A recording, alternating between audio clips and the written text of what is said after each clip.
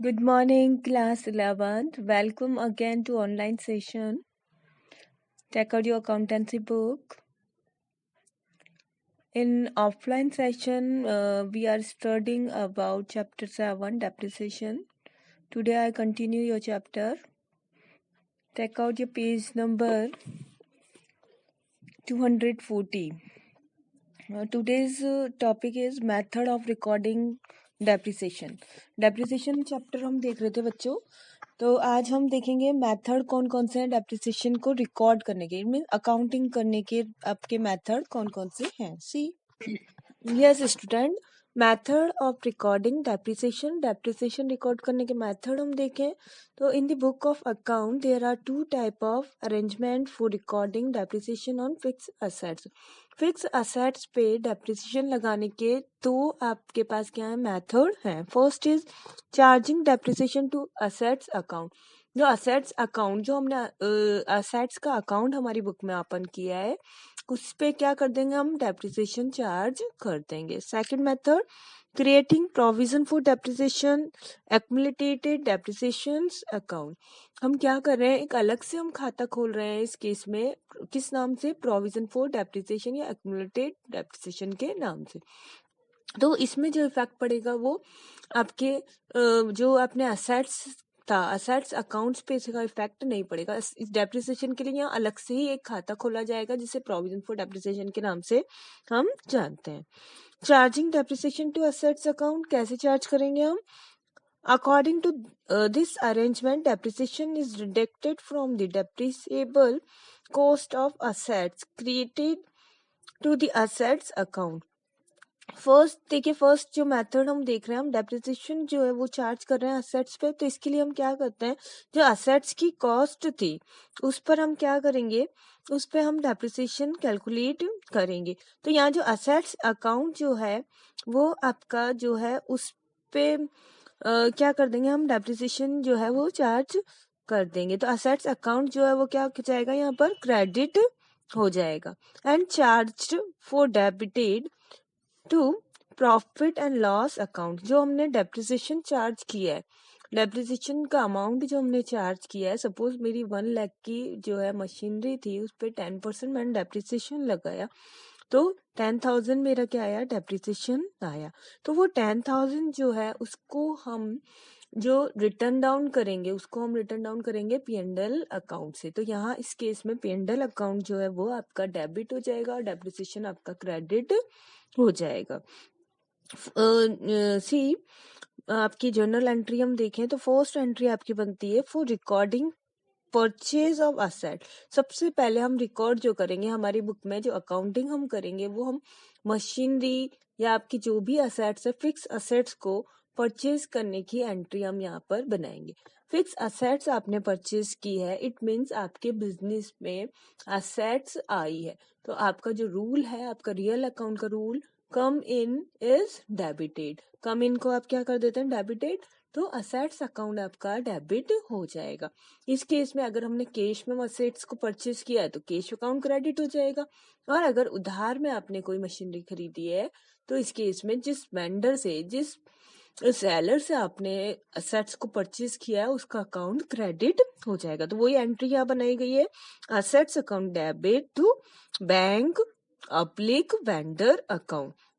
Side में यहाँ mention है only in the year of purchase. जिस साल हमने परचेज किया है उस साल में ही ये एंट्री की जाएगी.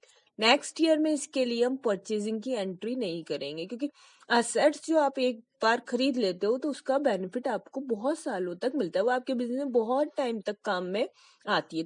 तो हर साल हम परचेज करने की एंट्री नहीं करेंगे, जिस साल परचेज किया है उस साल ही एंट्री की जाएगी.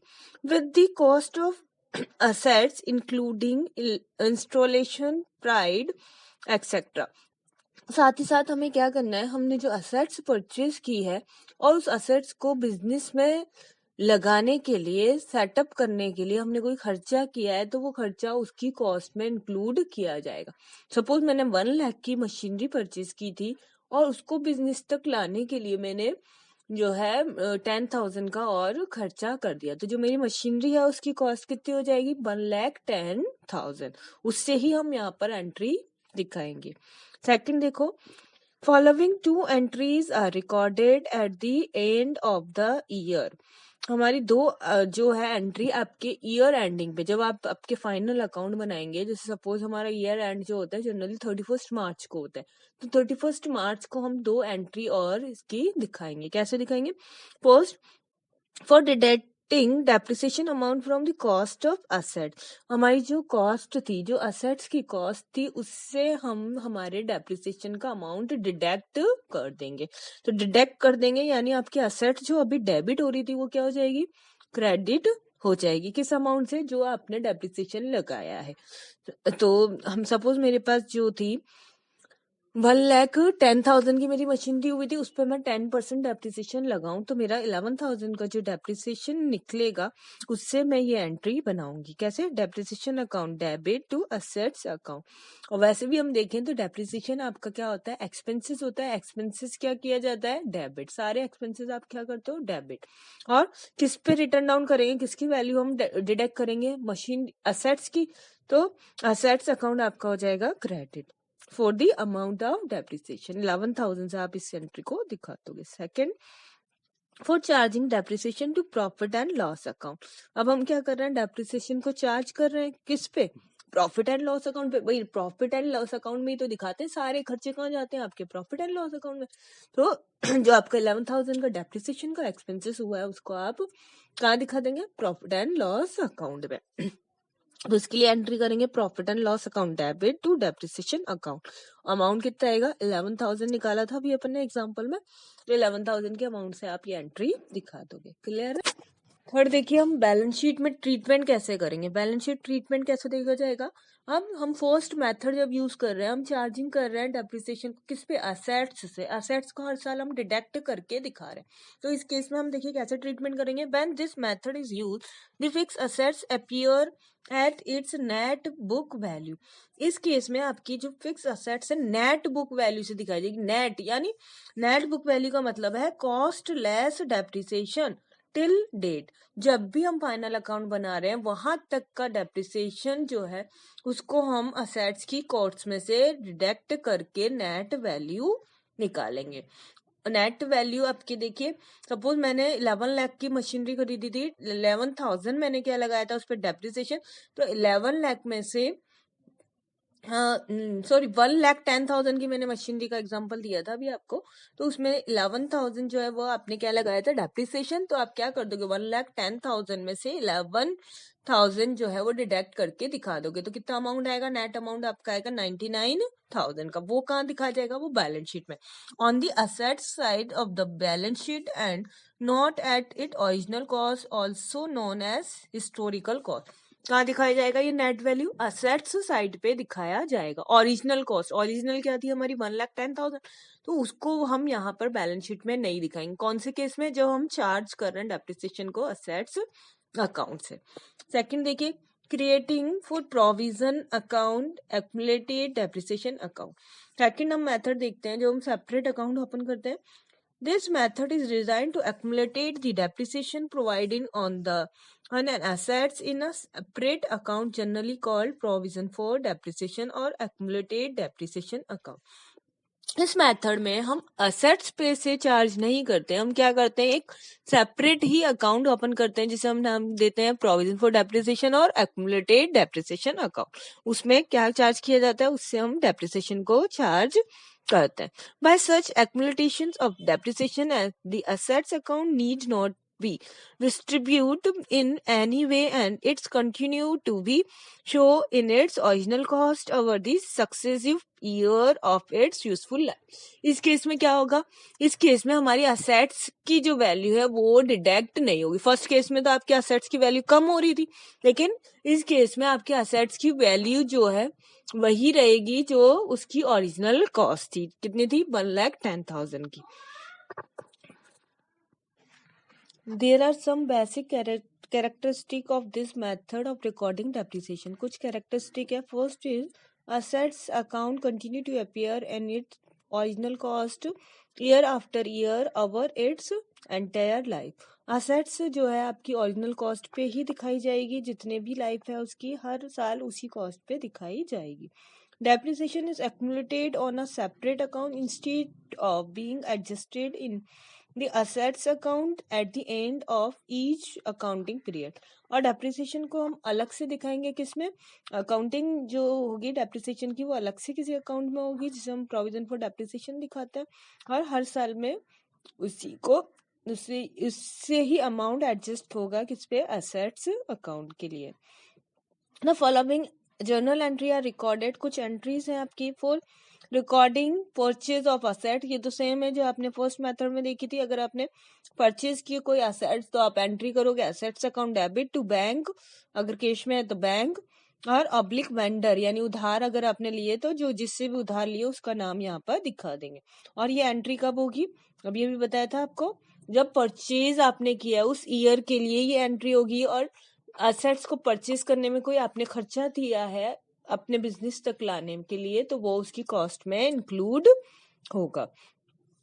Following to journal entry are recorded at the end of the each year. 2 entry आपकी और रिकॉर्ड होंगी, तो वो देखिए कौन सी होंगी.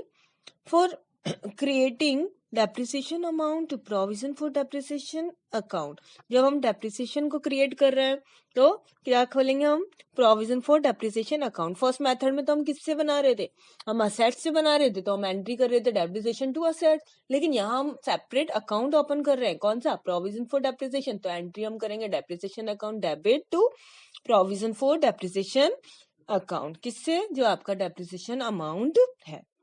For charging depreciation to profit and loss account. अब हम चार्ज कर रहे हैं डेप्रिसिएशन को प्रॉफिट एंड लॉस अकाउंट से, तो क्या एंट्री करेंगे, वही आपका देखिए सारे एक्सपेंसेस आप प्रॉफिट एंड लॉस अकाउंट में दिखाते हैं. तो इस केस में प्रॉफिट और लॉस अकाउंट तो आपका डेबिट हो जाएगा टू डेप्रिसिएशन अकाउंट. फिर इसका बैलेंस शीट ट्रीटमेंट देखें, तो बैलेंस शीट ट्रीटमेंट देखिए. In the balance sheet the fix assets continue to appear at its original cost on the assets side. Fix assets जो दिखाई जाएगी वो ओरिजिनल कॉस्ट पे ही दिखाई जाएगी. कितने की थी आपकी, 1,10,000, तो 1,10,000 ही दिखाई जाएगी. यहाँ पर हम उसको डिडक्ट करके नहीं दिखाएंगे. The depreciation charge till eight the and appear in the provision for depreciation account. हाँ, डेप्रिसिएशन कहाँ दिखाया जाएगा, प्रोविजन फॉर डेप्रिसिएशन अकाउंट में. It is show either on the liability side. और इस अकाउंट को कहाँ दिखाते हैं हम, ऐसा लाइबिलिटीज हम इसको ट्रीट करते हैं. हमने जो प्रोविजन बनाया उसे हम लाइबिलिटीज ट्रीट करते हैं, तो ये आप दिखा दोगे लाइबिलिटीज साइड पे ऑफ द बैलेंस शीट, और by way of deducting from original cost of assets concerned on the asset sides of the balance sheet. और अगर हम डिडक्ट करना चाहते हैं तो हमें क्या करना पड़ेगा, इसको असेट्स में से, असेट साइड पे जो आप असेट्स की ओरिजिनल कॉस्ट है उसमें से डिडक्ट करके दिखाओगे, और फिर कहाँ दिखाओगे, असेट्स साइड पे ही दिखाओगे. क्लियर है. तो ये था आपका रिकॉर्डिंग डेप्रिसिएशन. रिकॉर्डिंग डेप्रिसिएशन के आपने 2 मेथड देखे हैं, charging depreciation to assets account और creating provision for depreciation account. Next class में हम इससे रिलेटेड क्या करेंगे, न्यूमेरिकल क्वेश्चन. तब तक आप क्या करेंगे, इसके नोट्स प्रिपेयर करेंगे और इसको लर्न करेंगे. Till then bye.